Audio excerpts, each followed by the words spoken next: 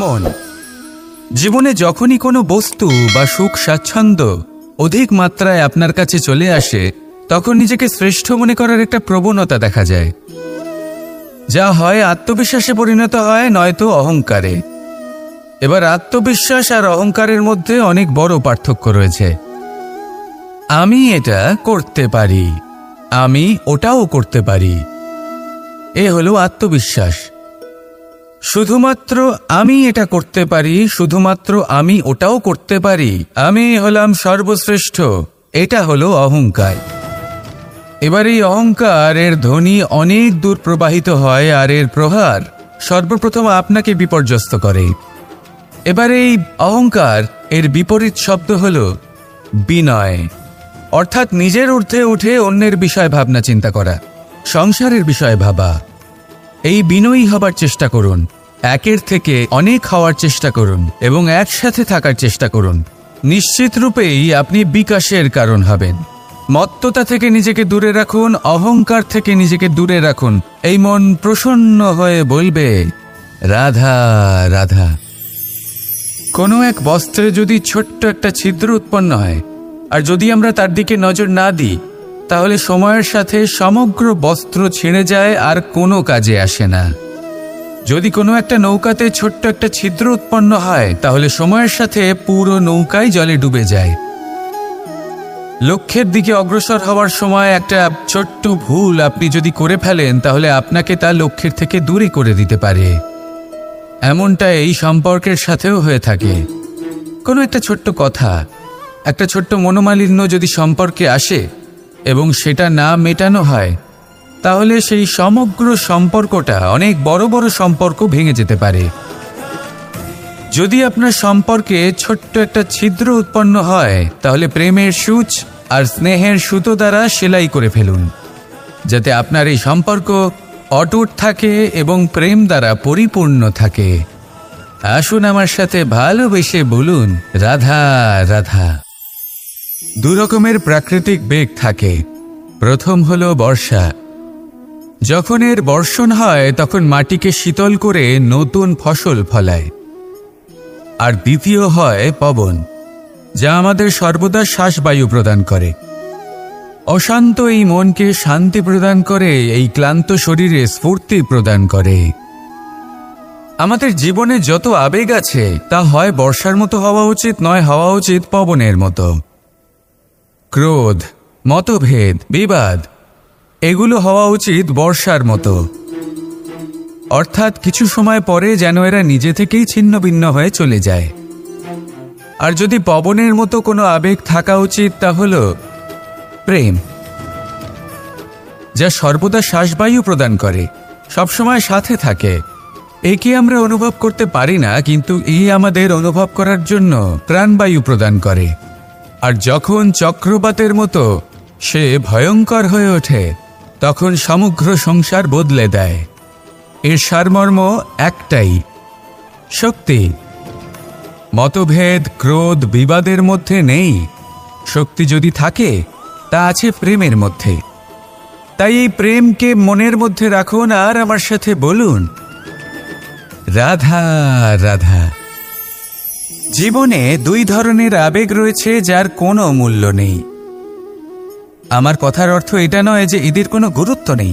গুরুত্ব যথেষ্টই রয়েছে, শুধু এদের জন্য আপনাকে কোনো অমূল্য দিতে হয় না। প্রথম আবেগ হল আনন্দ, প্রসন্নতা। এটা আপনি যে কোনো জায়গায় খুঁজে পেতে পারেন, যদি আপনি খুঁজে পেতে চান। আপনি কোনো পুষ্পের সৌন্দর্য দেখে প্রসন্ন হতে পারেন। বায়ুর কারণে যখন একটি বৃক্ষ শিহরিত হয়, সেটা দেখে আপনি প্রসন্ন হতে পারেন। একটা ছোট্ট শিশুর কলরব শুনেও আপনি প্রসন্ন হতে পারেন। একটা ক্রন্দনরত বালককে হাসিয়ে আপনি প্রসন্ন হতে পারেন। সবকিছু আপনার ওপর নির্ভরশীল। সেখানে আরেকটি আবেগ হল দুশ্চিন্তা। মানুষ বড়ই দুশ্চিন্তা করতে থাকে। আজ আমি এই কাজ করেছি, সেই বিষয়ে চিন্তা। আজ আমি এই কাজ করতে পারিনি, সেই বিষয়ে চিন্তা। কাল আমাকে এই কাজ করতে হবে, সেই নিয়ে চিন্তা। আমি কি সেই কাজটা করতে পারবো, সেই বিষয়েও দুশ্চিন্তা। চিন্তা সর্বত্র রয়েছে, যার জন্য মূল্য দিতে হয় না। যত চান আপনি একত্রিত করতে পারেন। একটা গুরুত্বপূর্ণ কথা মনে রাখবেন, প্রসন্নতা জীবনের একটা নতুন সূত্রপাত। সেখানে দুশ্চিন্তা হলো জীবনের চিতার সমান। এবার এই দুটি আবেগ হলো মূল্যহীন, দুটোই আপনার সামনে আছে। কোনটা চয়ন করবেন আপনি, দুশ্চিন্তা নাকি প্রসন্নতা? সিদ্ধান্ত আপনারই। আসুন আর আমার সাথে ভালোবেসে বলুন, রাধা রাধা। জীবনের প্রত্যেক মুহূর্ত আমাদের কিছু না কিছু শিক্ষা দেয়, নির্ভর করছে আমাদের দৃষ্টিভঙ্গির ওপর। যেমন নদী হলো আমার অত্যন্ত প্রিয়, নদীতে ভ্রমণ করতে আমার খুব ভালো লাগে। কি বলেন? নদীতে সবসময় নতুন কিছু থাকে, ও পুরনো কিছুই নিয়ে বসে থাকে না। সবসময় প্রবাহমান, কখনো থামে না। ততক্ষণ থামে না যতক্ষণ না সাগরে গিয়ে সমাহিত হচ্ছে।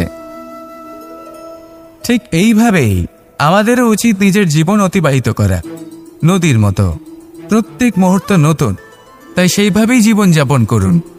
পুরনো কিছুই একত্রিত করে রাখবেন না, বিগত স্মৃতির মাঝে নিজেকে হারিয়ে ফেলবেন না।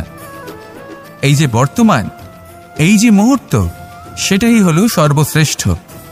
এর মাঝেই জীবনযাপন করুন, নদীর মতো প্রবাহমান হতে শিখুন। আপনি শিখে গেলে তাহলে মনে রাখবেন, আমার আপনার মাঝে বিচরণ করতে বড়ই ভালো লাগবে। যে ব্যক্তি আনন্দের সাথে জীবনের প্রত্যেকটা মুহূর্ত অতিবাহিত করে কোনো চিন্তা ছাড়াই প্রবাহমান হয়, কখনোই থামে না যতক্ষণ না মুক্তি লাভ করছেন, এমন ব্যক্তির মধ্যেই রাধাকৃষ্ণ বসবাস করেন। তাহলে আসুন আমার সাথে ভালোবেসে বলুন, রাধা রাধা। আপনি অবশ্যই কোনো গাছ দেখে থাকবেন যেখানে অনেক ফল রয়েছে। সেই গাছের ডালগুলি নিজে থেকেই নত হয়ে যায়। কেন? যাতে মানুষ, প্রাণী, এরা সকলে যাতে সেই ফল খুব সহজে গ্রহণ করতে পারেন। এটাই হলো প্রকৃতির শিক্ষা, এটাই হলো প্রকৃতির নিয়ম। মানুষেরও কিছুটা এরকমই হওয়া উচিত। যদি আপনি সাফল্যের চরম সীমায় পৌঁছে যান, অনেক বেশি ধন অর্জন করে ফেলেন, তখন মনে রাখবেন যে আপনি যেন অহংকারী না হয়ে পড়ে। বিনম্র থাকতে হবে। সেই ধনকে ব্যবহার করতে হবে উচিত কাজের জন্য। সেই ধনের দ্বারা সমাজের মঙ্গল করা উচিত। সকল মানুষকে সাহায্য করা উচিত যাদের ধনের অভাব আছে। যদি ধনী হওয়া সত্ত্বেও আপনি ধনের সদ্ব্যবহার এই সমাজের মঙ্গলের জন্য, তার ভালোর জন্য না করেন, যদি আপনি ধন দান না করেন, তাহলে এই ধন অহংকার রূপী বিষে পরিণত হয়ে আপনাকেই নাশ করবে।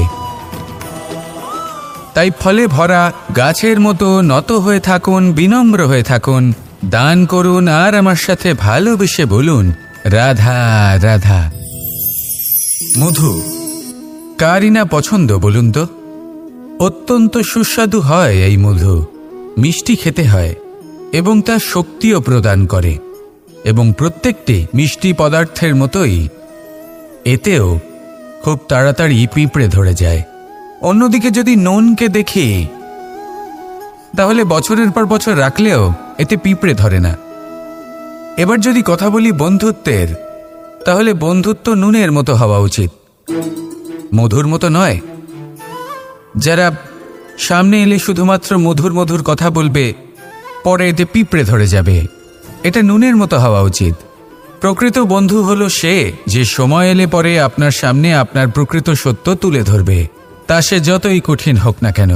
আপনার দোষ, আপনার অপগুণ, আপনার খামতি আপনাকে বলতে পারবে, যাতে আপনি সেগুলো শুনে মেনে নিয়ে তারপর নিজেকে শুধরোতে পারেন। এটাই হলো প্রকৃত বন্ধুত্ব। কখনো নিজের জীবনের আশেপাশে মন দিয়ে দেখবেন, অনেক সময় এমন মানুষ থাকেন, অনেক বন্ধু থাকেন, যাদের দেখে আমাদের মনে হয় যে এনারা খুব কঠোর, এনাদের কথা খুব কটু। কিন্তু বেশিরভাগ এমন মানুষের মনটা যদি বুঝতে পারেন, তাহলে দেখবেন তাতে কোনো মালিন্য নেই। এনাদের মন অত্যন্ত পবিত্র হয়। যদি আপনার জীবনেও এমন কোনো ব্যক্তি থেকে থাকে, এমন বন্ধু থাকে, তাহলে তাদের আগলে রাখুন আর আমার সাথে ভালোবেসে বলুন, রাধা রাধা। নন্দ বাবাও খেলার ছলে খুব বড় বড় শিক্ষা দিতেন। অনেকদিন আগেকার কথা, বাবা আমার জন্য একটা মানচিত্র নিয়ে এলেন। এটা ছিল জম্বুদ্বীপের মানচিত্র, ঠিক যেন একটা ধাঁধা, যা টুকরো টুকরো করে বিভিন্ন দিকে ছড়ানো, যেগুলোকে আমায় জুড়তে হতো। ব্যাস শুধু এটুকুই ছিল আমার কাজ। আমি বারবার প্রচেষ্টা করলাম, কিন্তু বারবার অসফলই রয়ে গেলাম। বাবা এটা দেখলেন এবং হাসলেন। বাবা বললেন, একটা কাজ করো, এই প্রত্যেকটি অংশকে উল্টে রাখো। আমিও উল্টে রাখলাম। তারপরে দেখলাম প্রত্যেক অংশে মানুষের শরীরের কোনো না কোনো অংশ চিহ্নিত। কোথাও হাত আছে, পা আছে, কোথাও মুখ আছে। বাবা বললেন যে এবার এটা জুড়তে চেষ্টা করো। আমিও জুড়ে দিলাম। মানুষের মানচিত্র পূর্ণ হলো। এবার বাবা বললেন, এটা উল্টে রাখো, মানচিত্র পূর্ণ আকার ধারণ করেছে। আমি বললাম, ঠিক আছে। আমি উল্টে রাখলাম। দেখলাম জম্বুদ্বীপের মানচিত্র পূর্ণ হয়েছে। বাবা বললেন, যদি দেশকে সফল করে তুলতে চাও, শক্তিশালী করতে চাও, স্থির বানাতে চাও, তাহলে সবার আগে দেশবাসীকে একত্রিত করতে শেখো। সকল সৈন্যগণ যখন একজোট হয়ে দাঁড়াবে, তখন দেশের শক্তি আরও বেড়ে যাবে। শুধু তাই নয়, বাবা বললেন, যদি ভালোবাসার সাথে জড়িয়ে পড়ো, তাহলে পরমাত্মাও তোমার সামনে এসে দেখা দেবেন। তাহলে এটাই করুন, আর আমার সাথে ভালোবেসে বলুন, রাধা রাধা। এই সংসারের সব থেকে বড় সত্যি হলো জন্ম এবং মৃত্যু। কিন্তু আরো বড় একটা সত্য আছে, মিত্র এবং শত্রু, যা আমাদের সকলের জীবনে থাকে।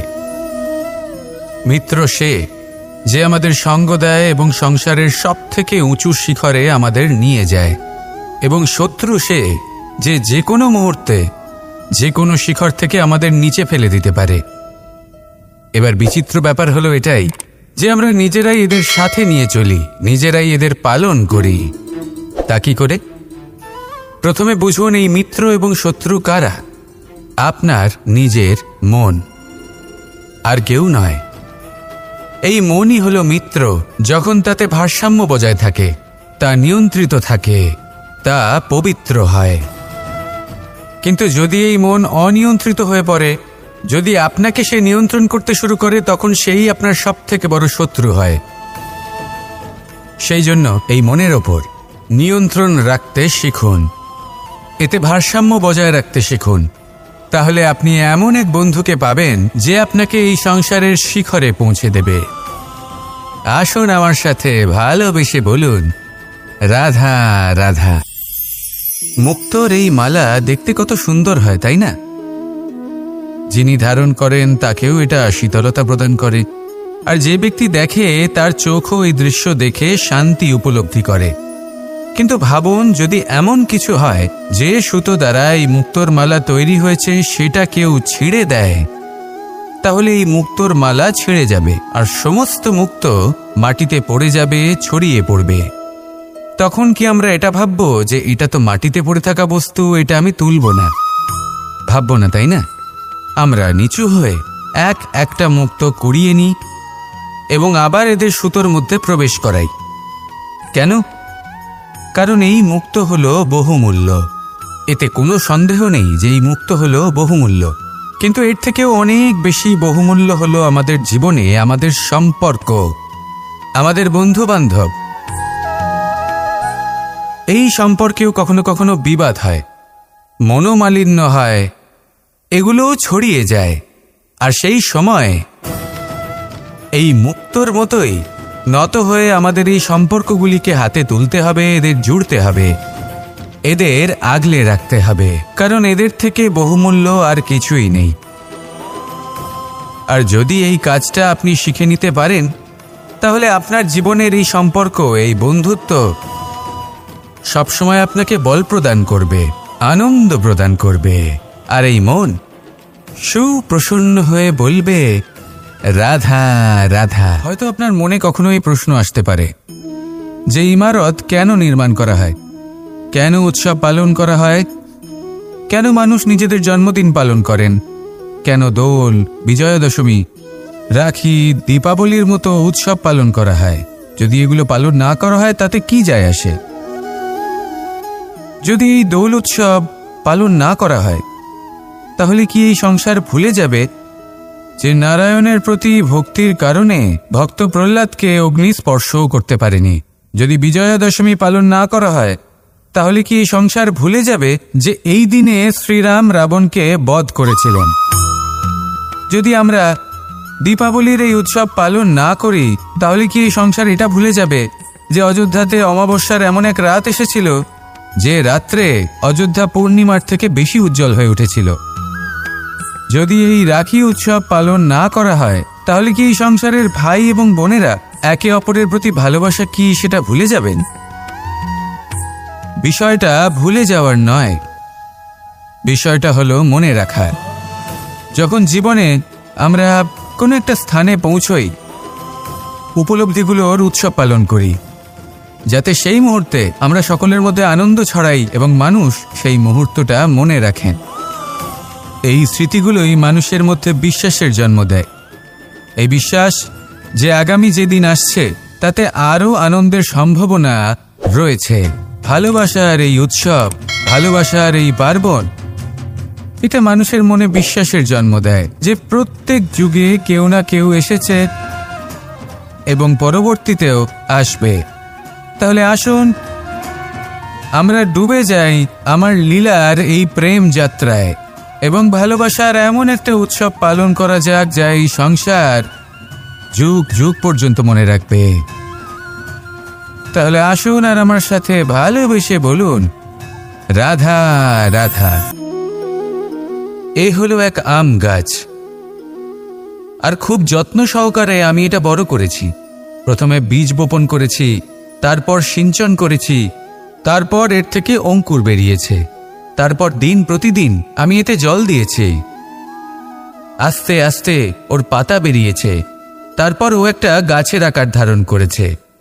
এইভাবেই যদি প্রতিদিন আমি ওর দেখাশোনা করি তাহলে নিশ্চিত রূপে এর শিকড় আরও দৃঢ় হবে এবং একটা বিশাল গাছের আকার ধারণ করবে, যার থেকে কিছু ডাল জন্ম নেবে, আর তাতে আমি পাবো কিছু মিষ্টি সুস্বাদু আম ফল।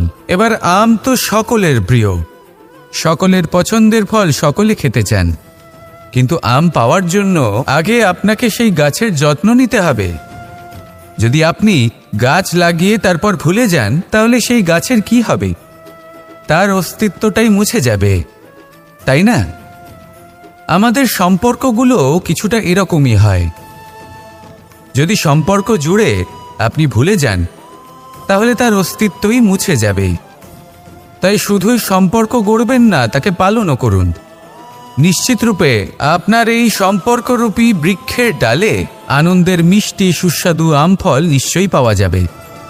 তাহলে প্রত্যেক দিন প্রত্যেক সম্পর্ক পালন করুন, তার থেকে আনন্দ লাভ করুন। এই মন ভালোবেসে বলবে, রাধা রাধা।